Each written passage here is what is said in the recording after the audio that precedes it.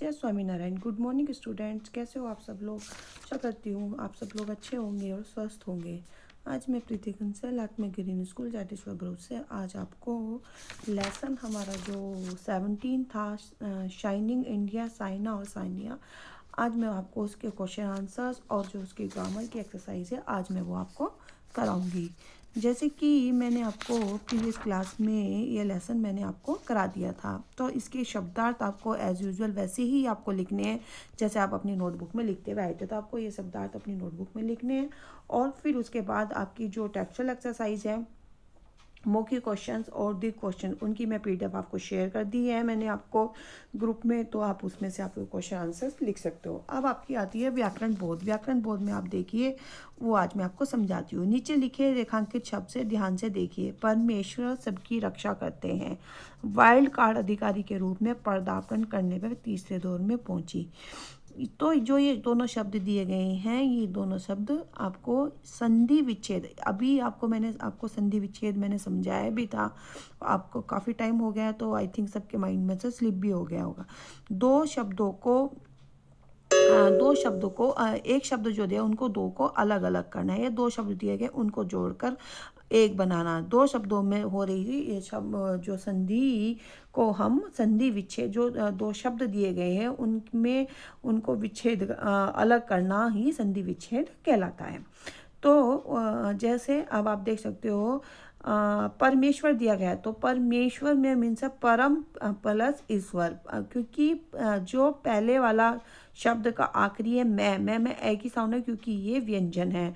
और पर ईश्वर, ईश्वर आपका जो बड़ी का आया था, तो ईश्वर क्या है, ई क्या है आपका स्वर है। तो जब स्वर और व्यंजन आपस में मिलते हैं तो वो आपस में चेंज हो जाते हैं। तो वो चेंज किस में हो जाते हैं, वो एक ही मात्रा में बदल जाते हैं। जब ई और ए आपस में मिलते हैं तो वो एक ही मात्रा में चेंज हो जाते हैं। तो अब आप देखिए नीचे एग्जाम्पल्स, विद्या प्लस आल है, तो या मीन्स आ आया है और आ प्लस आ मिलके भी आ ही बन जाता है, तो उसको क्या कहते हैं, क्या हो गया, विद्यालय। महा प्लस उदय, तो महा में आ आया है, ऊ आया, तो आ और ऊ आपस में मिलकर जब दोनों को मिलाते हैं तो वो ओ की बड़ी ओ की साउंड करते हैं, तो उसको क्या करते हैं, महोदय। सुर प्लस ईस, तो रे व्यंजन है, इसमें ए की साउंड आए तो व्यंजन हुआ, और ईस्ट ये आपका स्वर हुआ। तो ये ए और ई मिलकर क्या बनते हैं, ए और ई मिलकर आपकी एक ही मात्रा है, जैसे कि अभी मैंने परमेश्वर में बताया था आपको। तो सुर प्लस ईस बन गया सुरेश। नैन प्लस अक, तो नै आई की मात्रा और ये बड़े आई की मात्रा और ये ए, तो बड़ा आई और ए मिलने के बाद ना की उसमें बदल जाता, तो नायक। धर्म प्लस अर्थ, तो धर्मार्थ। पर प्लस उपकार, परोपकार। परम प्लस ईश्वर, परमेश्वर। पो प्लस अन, तो पावन। तो ओ आया है, ओ और ए मिलकर ओ की मात्रा आ बन जाता है। तो ये थे आपको इनकी संधि, ये दिए गए शब्दों की संधि करनी थी, क्योंकि शब्द आपको संधि विच्छेद करके दिए गए तो आपको संधि करनी थी। अब आपको क्या करना है, नीचे जो दिए गए शब्द हैं, ये शब्द दिए गए, इनके आपको संधि विच्छेद आपको करके दिखाना है। संधि विच्छेद कैसे करोगे आप, पुस्तक प्लस काल है, तो पुस्तकालय, पुस्तक प्लस आलय। रजनीश, नी, तो रजनी प्लस ईश, रजनीश। अत्याचार, अत्य प्लस चार। स्वागत, स्व प्लस आगत, क्योंकि अत्याचार में आप देखिए या रजनीश में देखिए, अत्याचार में अत्याचार, तो ये में ए की साउंड आ रही है, ये और चा पे आ की मात्रा, तो दोनों मिलकर च और ये मिलकर आपस में क्या बना रहे हैं, ए और ए मिलकर आ बन जाता, तो क्या बन गया, अत्याचार।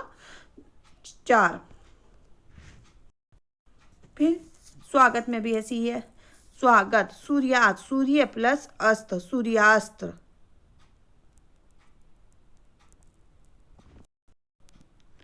सूक्ति, स प्लस उक्ति, सूक्ति। सर्वोदय, सर्व प्लस उदय, सर्वोदय। पावन, पो प्लस अन, पावन। ऐसे आपको इनका संधि विच्छेद कर सकते हैं। नेक्स्ट क्वेश्चन है, अनेक शब्दों के लिए एक शब्द का विकल्पों में चयन कीजिए। देखिए, जो खेलता हो उसे क्या कहते हैं, खिलाड़ी। जो गीत गाता हो उसे क्या कहते हैं, नर्तक, वादक, गायक, दर्शक, उसको क्या कहते हैं, गायक। हैदराबाद में रहने वाला हैदराबादी, भारत में रहने वाला भारतीय, मांस खाने वाला मांसाहारी। ठीक है, तो ये थे आपकी टेक्सचुअल एक्सरसाइज।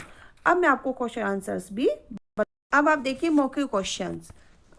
सानिया के खेल की क्या विशेषता, जो सानिया थी उसके खेल की क्या विशेषता थी? सानिया, ये बनिया हो गया, बनिया की जगह आप सानिया लिखना है आपको। सानिया टेनिस खेलती थी और उसकी विश्व में गिनती पहले 3 खिलाड़ियों में होती थी, यही उसकी खेल की विशेषता थी।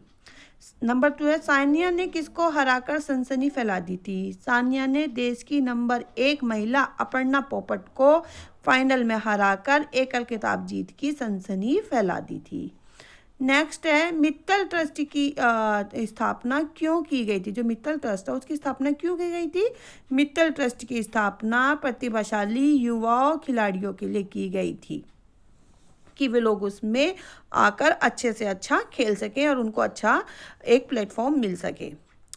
सानिया और सानिया में क्या क्या समानताएं थी? सानिया और सानिया में कई विशेषताएं हैं, जैसे दोनों हैदराबाद से हैं, दोनों ने बैडमिंटन तथा टेनिस में अपने अपने स्तर पर अमिट छाप छोड़ रखी है और दोनों में ही अपने 20 वर्ष पूरे करने से पहले ही बेजोड़ सफलता प्राप्त कर ली है। ठीक है, ये थे आपके मौखिक क्वेश्चंस। अब है दीर्घ क्वेश्चंस। सानिया और सानिया के स्टार बनने में माँ बाप की क्या भूमिका रही है? उनके जो पेरेंट्स हैं उनकी क्या रोल रहा है? तो सानिया और सानिया के स्टार बनने में माँ बाप की महत्वपूर्ण भूमिका रही है। दोनों के माता पिता ने उनके सपने को साकार करने तथा अच्छा प्रशिक्षण दिलाने में अहम भूमिका निभाई है। खेल भी एक कला है, इसलिए बताना तो चाहिए, बताने वाला तो चाहिए। इस बात से क्या स्पष्ट होता है?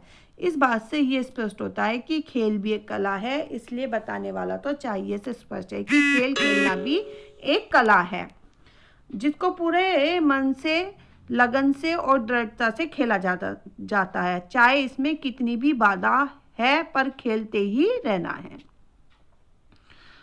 नेक्स्ट क्वेश्चन है, पूत के पांव पालने में दिखाई देना, यह उक्ति इन दोनों के संदर्भ में कैसे उपयुक्त हुई? मतलब जो ये लाइन कही गई है किस लिए सही है?